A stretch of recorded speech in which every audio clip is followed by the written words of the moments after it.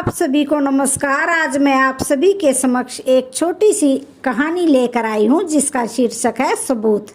तो श्रवण करते हैं। प्राचीन काल में मायापुरी नामक एक नगर व्यापार के लिए बहुत प्रसिद्ध था।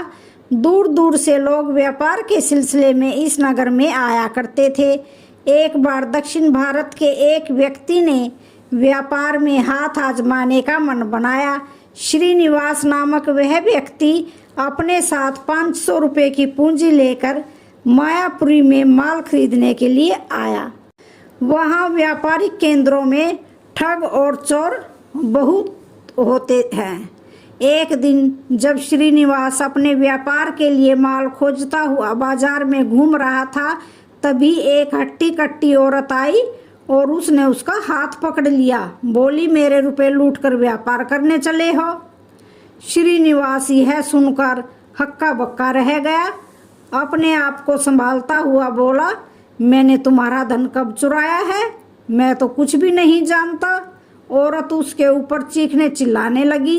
लोगों की भीड़ इकट्ठी हो गई, परंतु किसी की समझ में यह नहीं आया कि दोनों में से झूठ कौन बोल रहा है। तब एक ने कहा, इस तरह झगड़ा करने से कोई फायदा नहीं है, कोतवाल के पास जाओ। औरत ने श्रीनिवास का हाथ कसकर पकड़ लिया और उसे कोतवाल के पास खींचकर ले गई। उसने कोतवाल से कहा, श्रीमान, इस आदमी ने बाजार में जबरदस्ती मुझसे 500 रुपये छीन लिए। मेरे रुपए मुझे दिलवाकर न्याय कीजिए। कोतवाल ने पूछा, क्या कोई सबूत है? इस पर औरत ने कहा, न, मेरे पास तो सबूत नहीं है। कोतवाल ने श्रीनिवास से पूछा, तुम्हें कुछ कहना है? श्रीनिवास बोला, महोदय, मैं व्यापार के लिए सामान खरीदने कल ही इस नगर में आया हूँ। मैं यहाँ किसी को भी नहीं जानता। मेरे पास 500 रुपये हैं, जिसका पता किसी तरह इस औरत ने लगा लिया, किंतु वे रुपये सचमुच में मेरे हैं। कोतवाल को लगा कि औरत सच नहीं बोल रही है। सच का पता लगाने के लिए उसने एक युक्ति सोची। उसने श्रीनिवास से कहा, तुम्हारी बात पर मुझे विश्वास नहीं होता। तुम इस औरत का धन लौटा दो, वरना तुम्हें जेल में बंद कर दूंगा। कोई और चारा न देखकर श्रीनिवास ने अपने 500 रुपये उस औरत को दे दिए।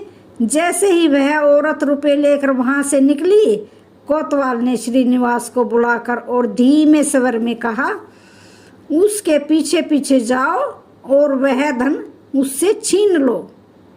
कोतवाल की बात सुनकर श्रीनिवास सक पकाया, किंतु कोतवाल ने कहा, जैसा कहता हूँ वैसा करो, मैं तुम्हारी मदद करूँगा। कोतवाल के कहे अनुसार श्रीनिवास उस औरत के पीछे पीछे गया। कुछ दूर जाकर उसने उस औरत से धन छीनने की कोशिश की, किंतु औरत ने उसे धक्का देकर जमीन पर गिरा दिया। दूसरी बार वह फिर उठा, परंतु औरत ने उसे फिर धक्का दे दिया। एक तो वह औरत हट्टी कट्टी थी, दूसरे श्रीनिवास सीधा साधा और मामूली कदकाठी का आदमी था। उसे छीना झपटी का कोई अनुभव नहीं था। धन छीनने की उसकी सारी कोशिशें बेकार हो गई। एक बार फिर उनके आसपास भारी भीड़ जमा हो गई। वह औरत श्रीनिवास का हाथ पकड़कर उसे खींचती हुई बोली, फिर कोतवाल के पास ले आई और कहने लगी, श्रीमान जी, थोड़ी देर पहले आपने इस आदमी से जो धन मुझे दिलवाया, उसे यह आदमी मुझसे फिर छीन लेना चाहता है। कृपया करके मुझे बचाइए। क्या तुम सच कह रही हो? क्या किसी ने यह घटना देखी है? कोतवाल ने पूछा। इन सभी लोगों ने यह घटना देखी है। आप खुद इनसे पूछ लीजिए। औरत ने पीछे पीछे आई भीड़ की ओर इशारा करते हुए कहा, इन सब से पूछने की जरूरत नहीं है। तुम मुझे बताओ कि क्या इस आदमी ने तुमसे रुपए छीन लिए? कोतवाली ने पूछा। नहीं छीन पाए श्रीमान, मैंने इसे ऐसा करने नहीं दिया। मैंने इसकी सारी कोशिशें विफल कर दी। औरत गर्व से बोली, मैंने भी यही सोचा था। तुमसे धन छीनने की शक्ति इस आदमी में नहीं है। यह इन सब लोगों ने देखा है। कहते हुए कोतवाल ने सवालिया नजरों से भीड़ की ओर देखा। सच कह रहे हैं श्रीमान, भीड़ में से एक दो लोग बोले। कोतवाल औरत से आगे बोला, पहली बार तो तुमने कहा था कि इस आदमी ने तुमसे रुपए छीन लिए। उस समय किसी ने भी नहीं देखा था। अगर यह आदमी तुमसे धन छीन सकता था तो दूसरी बार भी छीन सकता था। इसलिए साबित होता है कि वे रुपये इस आदमी के ही हैं। तुरंत वे रुपये इसे लौटा दो।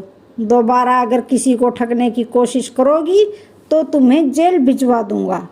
जेल का नाम सुनते ही औरत डर गई और उसने चुपचाप श्रीनिवास के रुपए लौटा दिए। तो आज की कहानी का यहीं पर समापन होता है। वीडियो अच्छी लगे तो चैनल को लाइक शेयर सब्सक्राइब जरूर करें। धन्यवाद।